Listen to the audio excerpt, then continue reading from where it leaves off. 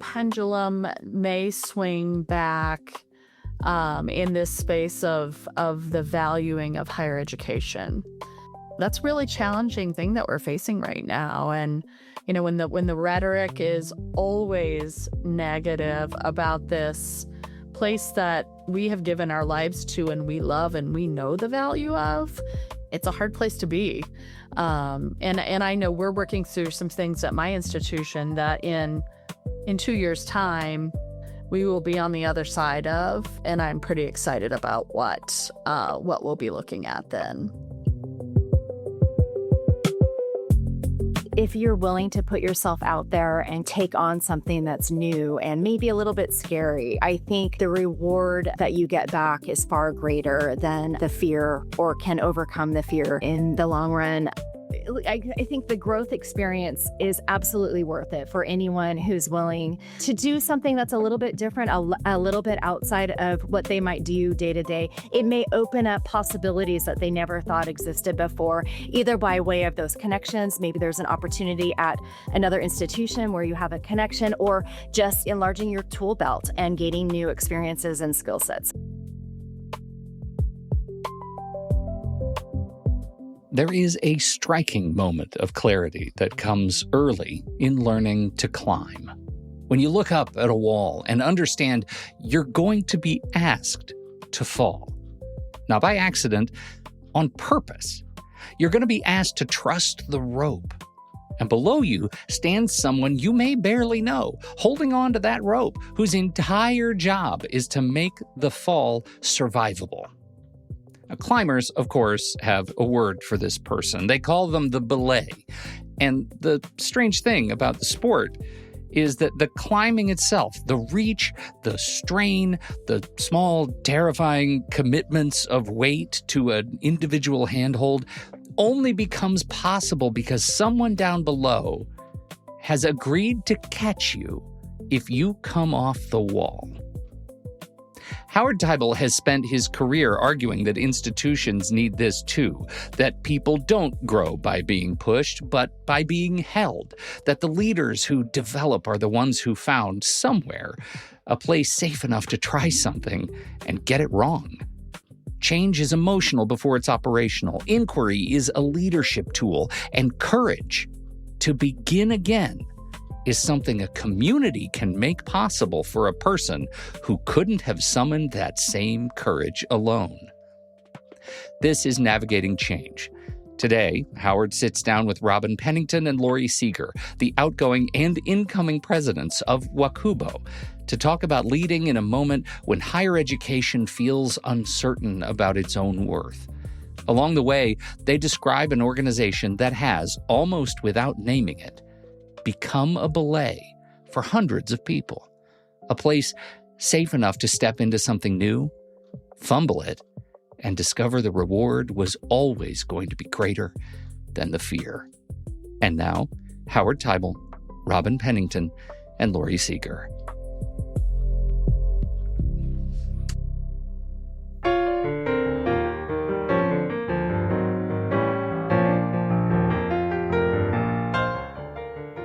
Thank you, Pete. Lori and Robyn, great to see you on this Friday afternoon. How are you both? Doing well. Just glad for the weekend. Yes, doing great. Thank you, Howard. We are excited about this conversation with the newly incoming president, Lori Seager, and outgoing president, Robyn Pennington. Robyn, why are you smiling so much these days? Howard, I think you're onto something. It's a big job, but boy, what an important job. But we're going to start off with a question that you're not going to be able to prepare for, but I think this will be interesting for the three of us. If you could travel to any moment in higher education's past or future, where would you go and why? Now, if you need a couple seconds, I'll give you mine. Do you want me to go first? Yeah. All right. Please. I would go to the period of time when Robert Goheen was president of Princeton, and he made this statement, we're going to go into the education of women, and to see how that whole thing unfolded. both the enthusiasm and the pushback.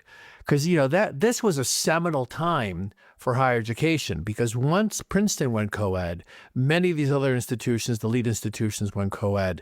And that just, to me, is such a fascinating period of time that we hear about in stories, but to experience would have been really cool. All right, who's ready? Who's got theirs? And I would even know how to think about the future. The future is, it's evolving right in front of our eyes, right? With AI and just all of the advancements in technology. It's interesting to think about where we will be in the future. I think now is a very interesting time to be in higher education. So I'm going to have the cop-out answer of, I think we're at the perfect place where we're at this crossroads of many of our organizations. Are finding ourselves with limited funding, maybe with enrollment declines. We're looking into the future and seeing that enrollment cliff. AI is coming at us and learning how to adapt and integrate it into our classrooms and our work in higher education. And there are a few other headwinds that we're facing, but I think it's challenging and exciting at the same time. So I'll take now. Maybe the future is too unknown for me, and the past we already know about. So I'll take now as my answer. Great answer. Laurie, you got something? I do. I'm gonna go with about 2.5 to 3 years from now. I think the headwinds that we are facing right now, that in a period of about 2 to 3 years, there will be a markedly different landscape for higher ed. We will have accomplished perhaps some of the learning curve with AI, and we'll be facing something new at that point, I think. But I think that the pendulum may swing back in this space of the valuing of higher education. That's a really challenging thing that we're facing right now. And, when the rhetoric is always negative about this place that we have given our lives to and we love and we know the value of, it's a hard place to be. And I know we're working through some things at my institution that in 2 years' time, we will be on the other side of, and I'm pretty excited about what we'll be looking at then. What's really cool about both your responses is, putting ourselves in the present and being able to see out with some level of enthusiasm, because there's, in the background, that there's a lot of fear, but the enthusiasm about the recognition that maybe with all this technology and AI, that certain things are going to come back and be even more relevant. Like this principle of fellowship, the principle of coming together, what WACUBO represents. And you just had an extraordinary conference, with over-enrollment, incredible speakers. I think we're looking ahead and we're going to see things that you're describing, which we're going to come back to some foundation that is what higher education has always been about. I'm curious, Robyn, what you think about that. No, I think you're making a very good point. And I really want to emphasize the point that Laurie made is the value of higher education and making sure that we are focused on being able to tell our story and the importance of higher education, because I think that we're at a moment where we really do need to be able to tell people about the value and have them understand that it's important. And it kind of goes back to what are the principles and core values that we have. The fellowship piece, very important. You're getting that in the classroom setting. And then also for those of us who work in administration, we're getting that as well. But if we don't learn to adapt to the world around us, including AI that we talked about before, we're going to probably be left behind and the value may seem diminished. So we have work to do, not just in talking about our value and importance, but also actually adapting and looking different, to Laurie's point, in a couple of years than we do today. How are we going to be nimble while the world is changing, we need to change as well. And so I think, to me, that's why my answer was now, because working on those things to get us to the future seem daunting, but also exciting. And we really do have a challenge in front of us. But at the end of the day, to Lori's point, higher education will still be important. We just need to make sure that that we're keeping up and that we are valued because we have something to offer. If we put our attention on WACUBO, you both carry and carried significant roles, leadership roles. When you think about the WACUBO community, what's a word or phrase that comes to mind about this community that you would say about the people that surround you, that come back every year, the new people? What just comes to mind?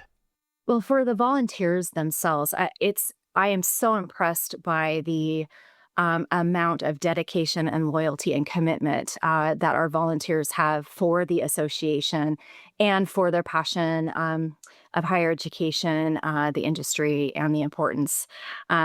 We have volunteers that just do so much, but they're excited to do it. They know that it's important. And I think the relationship building that comes through that hard work that we're all doing as WACUBO volunteers on top of our day job, if you will, I think that's what stands out to me. The word won't do this justice, but I was thinking of lifelong, and what I mean by that is when one gets engaged as a volunteer or even, as an occasional attendee at the professional development opportunities that we offer, there is a draw to be connected lifelong. And, what's making me think about this is Robyn, as president this year at the event, curated this really amazing way for past presidents from WACUBO to engage with the current leadership and with the leadership from the other regional associations. And just to sit in that room and see the people who have been engaged long past their retirement time with WACUBO and continuing to give back, we're all benefiting from that. And those relationships, some new to me, right? Just this time meeting some folks who'd been involved for a very long time it was inspiring. So in looking at some long-term volunteers who had participated in the program, we had at the conference some past presidents who were very, very integral to our program, serving on panels, organizing. They're retired individuals that no longer work at their institution. They are past presidents and other past volunteers who have also retired, but they're still they still find importance in volunteering for WACUBO and supporting our mission, which was just great to see. So that's inspiring. Robyn, what was your first volunteer gig at WACUBO? Do you remember? I was asked by a current president at the time to join our workshops committee. So I started in one of our committees supporting professional development and the workshops that we put on. What about for you, Lori? What was your first volunteer gig? My first volunteer opportunity was to serve on the host committee for the Seattle conference in 2017.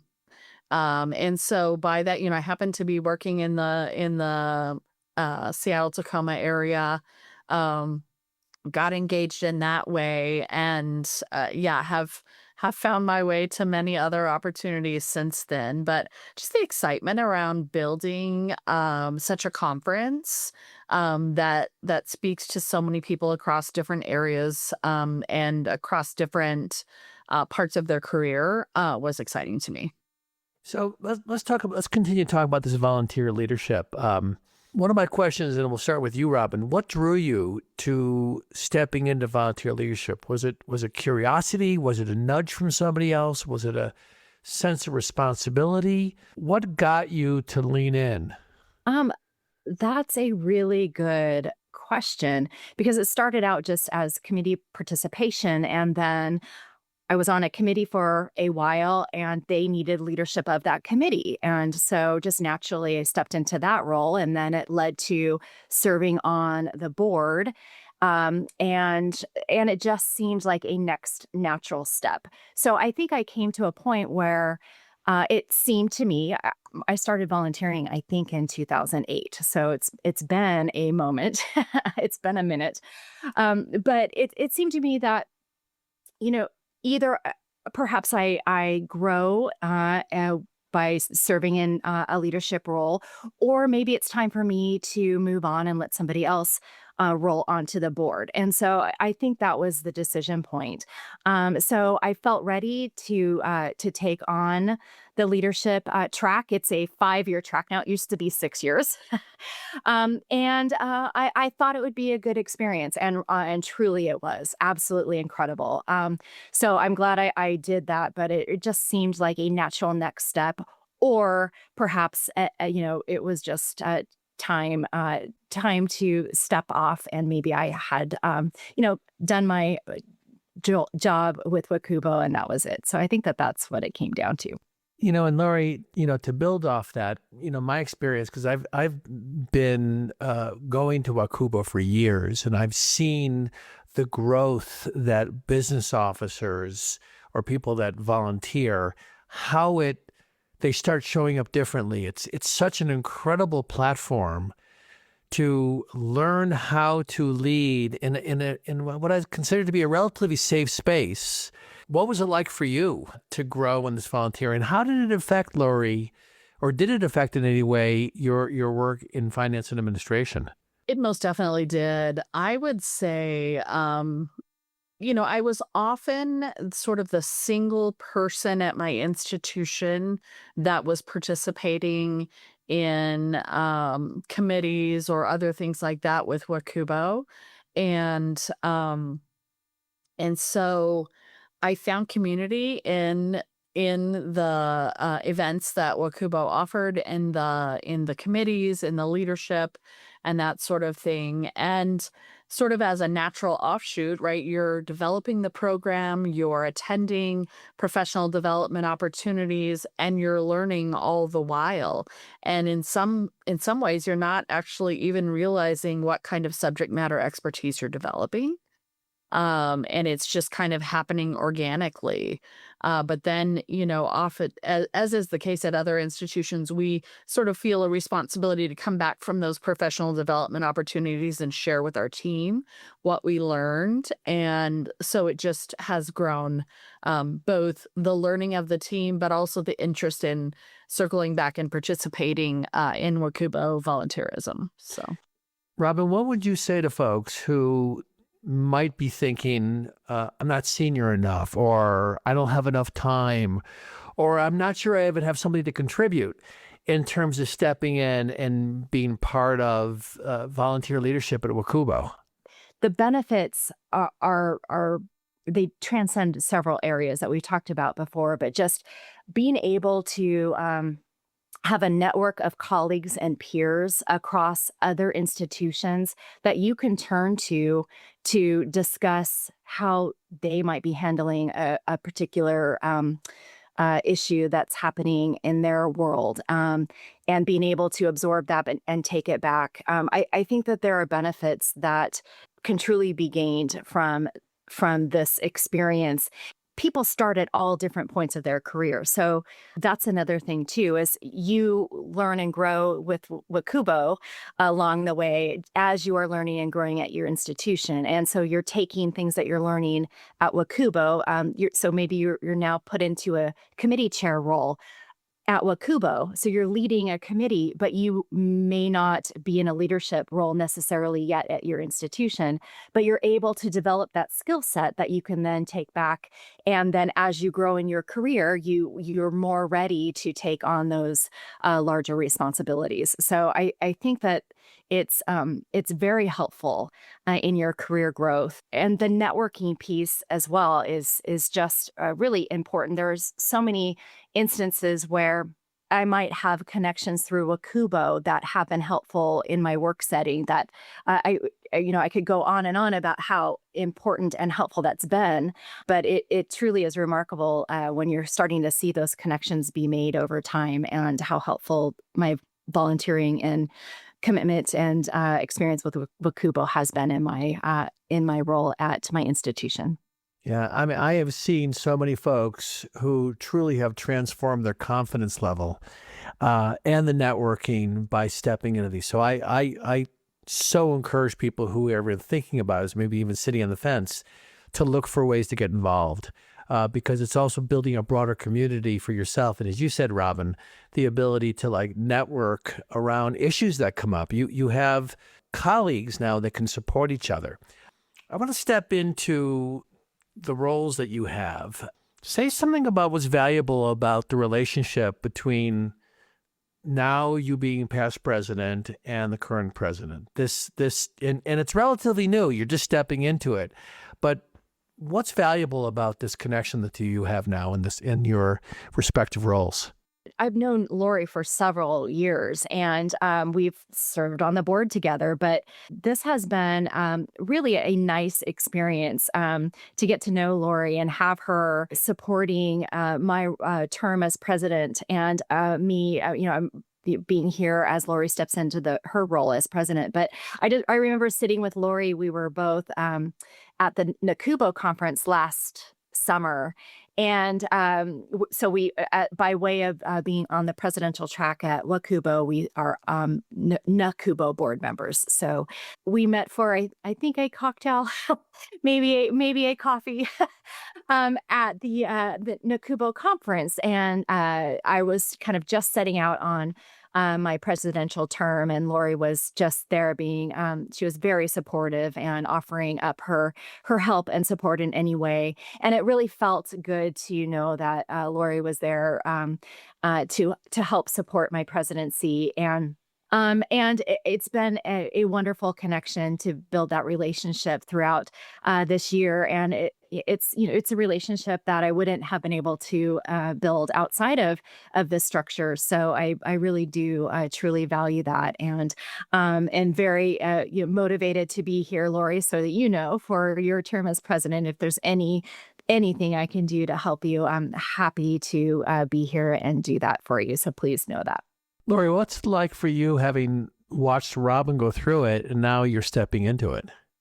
Robyn has been very gracious to me in including me in the decision-making process or sort of tutoring me up in that. I don't know that it's normally the case, but before even the annual conference happened this spring, she began to include me in one-on-one meetings that she has with our executive director of the association management company, to just sort of get familiar with what are the kinds of decision-making exercises that the president is involved in, what's expected there, and so in addition to all these things that Robyn has mentioned and just the real benefit of us getting to know each other really more personally, while having been sort of operating in the same orbit for many years, I just feel like she's really mentored me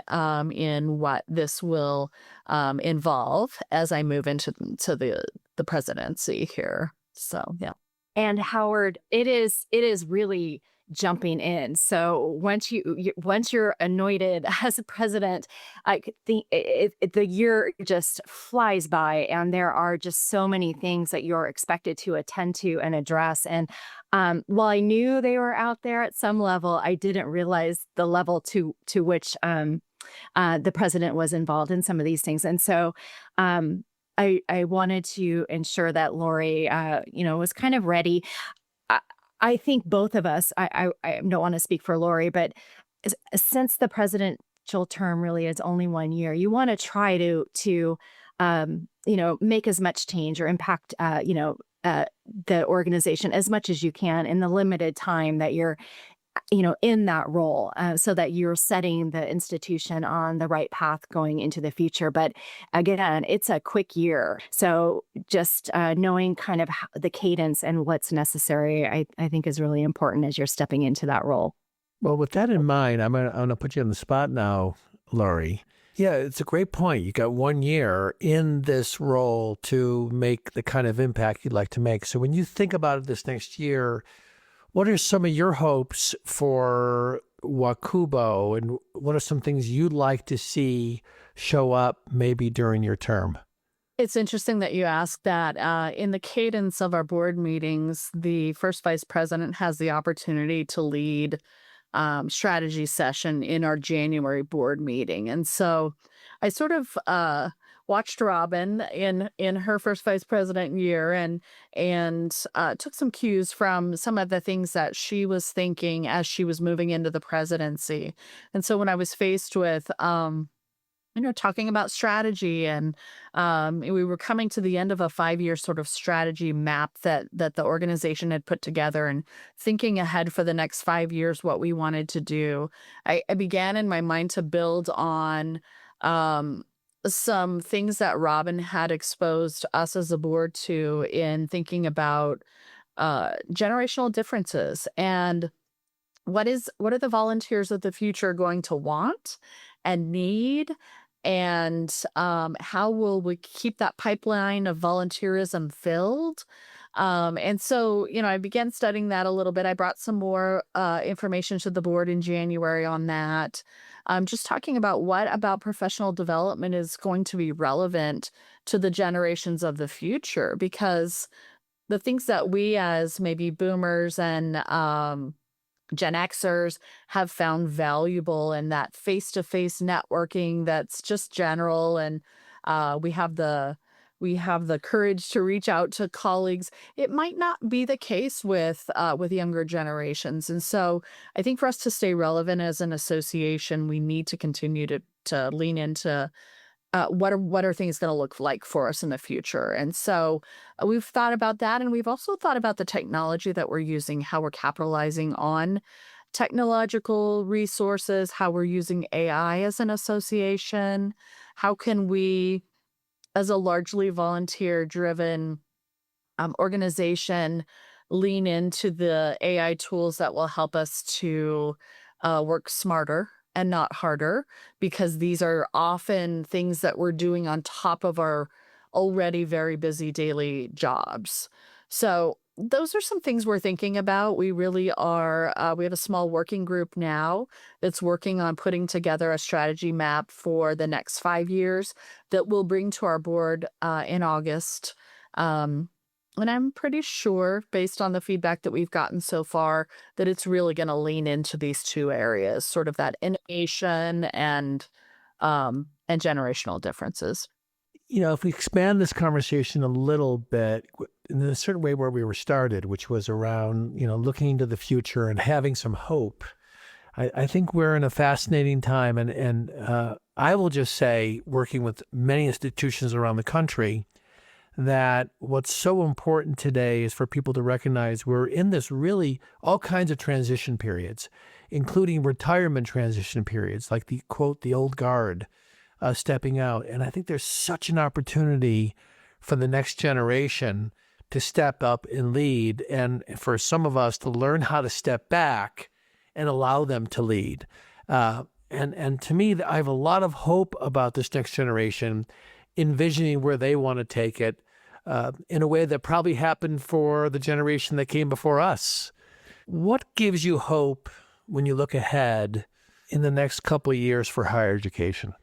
I will say, it's something that comes to mind for me, something that's been very important to me along my career, and I've just been sort of turned on to the flip side of it, is mentorship. I value greatly the mentors that I've had in my career, and I seek out 1 or 2 or 3 different mentors in different areas. But the concept of younger folks earlier in their career, younger generations mentoring folks that are closer to retirement, it's a concept that I hadn't really considered before. And in spaces where We need to engage our innovative brain and other things like that. They can really do a good job of mentoring those of us who are a little more seasoned in our career. So that's something that gives me hope. I like that reverse, because we often think about the mentor as being the older generation versus the younger people mentoring the people who have been doing the same thing over and over again, maybe. What about for you, Robyn? What gives you hope? Yeah, I think if we're talking about kind of those of us working in higher education, I think it is along the same lines as what Lori mentioned. We are seeing in my organization a lot of turnover, a lot of retirements. And we need to, I think we recognize the need to build structures so that we are preparing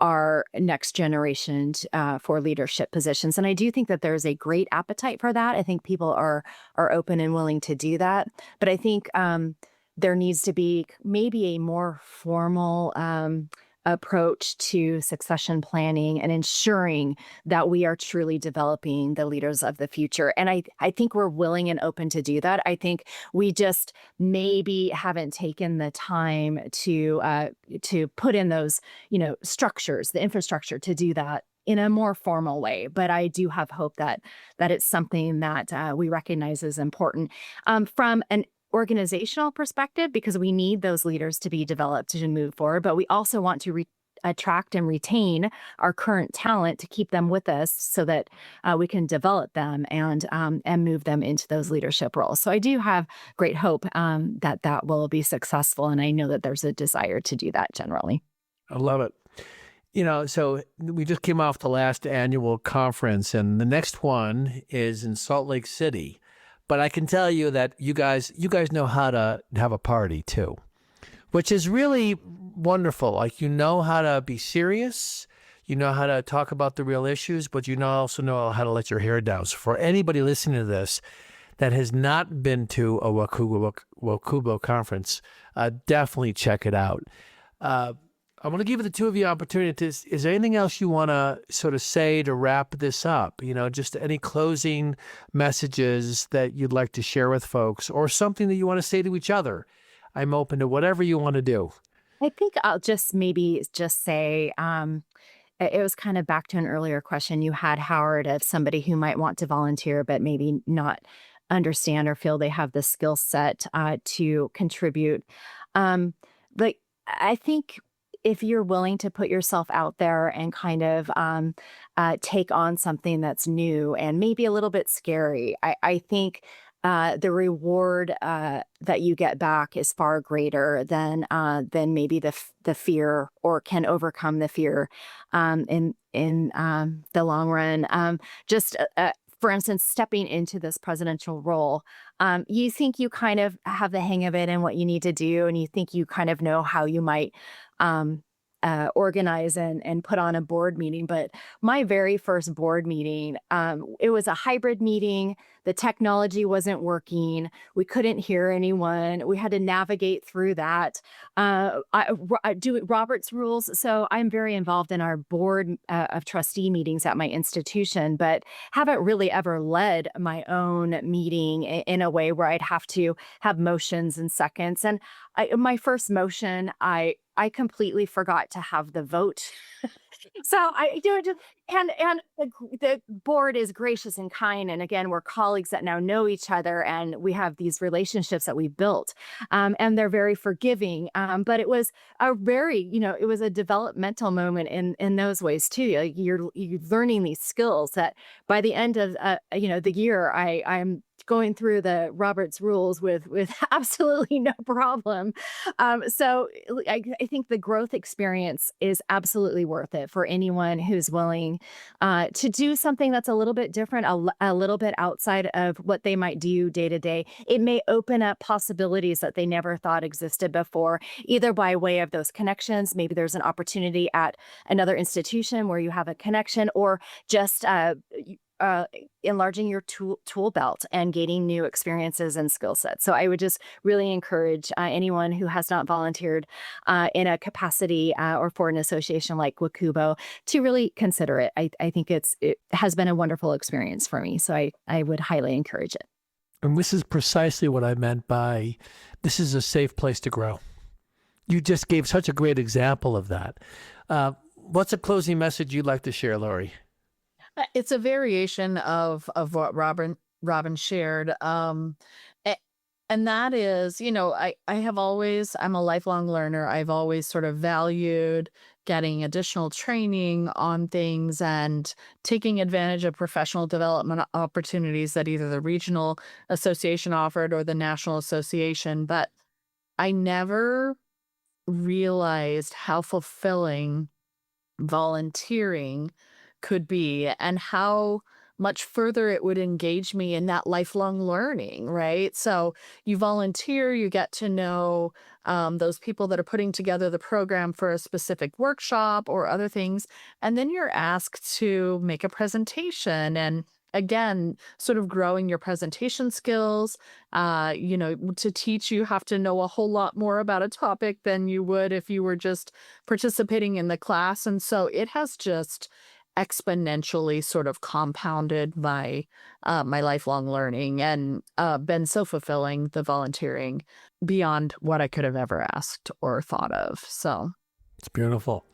Well, I just want to thank the two of you both for your commitment to higher education, but your commitment to also growing this community, because this WACUBO community is how people sustain themselves, how they sustain getting through challenging times and coming together and learning. So I encourage anybody listening to really lean in and maybe even dive into something.